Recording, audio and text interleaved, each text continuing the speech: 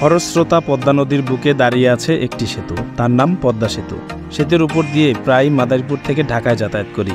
সেতু হওয়ার পর আর কখনোই মাওয়া ফেরিঘাটে যাওয়া হয়নি।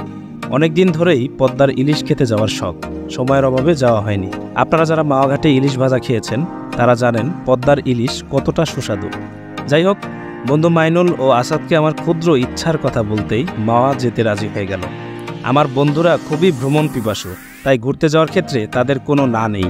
দুপুর 1:30টার সময় বন্ধু নাহিদ তার প্রাইভেট কার নিয়ে আমাকে নিতে চলে এসেছে। আমার আসতে দেরি হয়, বন্ধু তার গাড়িটি ঘষা মাজা করতেছে।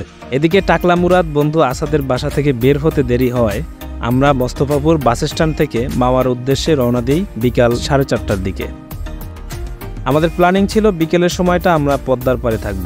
সময়ের সাথে তাল মিলাতে না পেরে বিকেলের সময়টা আমরা হবিগঞ্জ সেতুতে পার করি।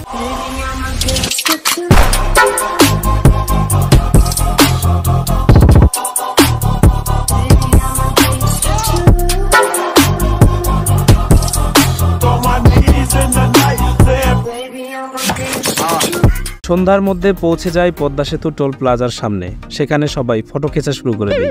তারপর পদ্মা সেতু পাড়ি দিয়ে চলে যাই ওপারে। ওপারে ভালো থাকার দোয়া নিয়ে আমরা চলে আসি মাওয়া ঘাটের 3 নং ফেরিঘাটে। সবাই গাড়ি পার্কিং করে ইলিশ মাছ বাছাবাছি শুরু করি। বাছাই পর্ব শেষে বাছাইকৃত ইলিশ মাছ কাটাকুটি শুরু করে। সেই ফাঁকে আশেপাশের দোকান, মার্কেট, ভাসমান রেস্টুরেন্ট একটু ঢু মেরে আসি আমি, নাহিদ, মাইনুল আর তপু। ভাসমান রেস্টুরেন্টের ভিউ দেখে কেউ আবেগ ধরে রাখতে পারেনি। শুরু হয়ে যায় মডেলিং। আমাদের মডেলিংয়ের চাপ ক্যামেরায় সামলাতে না পেরে ক্যামেরায় ফোকাস করলো চাপ সামলাও রেস্টুরেন্ট। মূলত এখানে আমরা মাছের অর্ডার দিয়েছিলাম। মাছ ভাজার চারপাশে বেগুন কত সুন্দর করে ভাজতেছে। এই সবের ক্রেডিট নেওয়ার জন্য মাছ ভাজা ভাইটিকে সরিয়ে আমি দাঁড়িয়ে পড়লাম। এবারে আমাদের খাওয়ার পালা। আমাদের খাবার মেনুতে ছিল ভাত, ইলিশ মাছ, লেজ ভর্তা আর ডাল। খাবারটা আমার কাছে বেশ ভালো লেগেছে।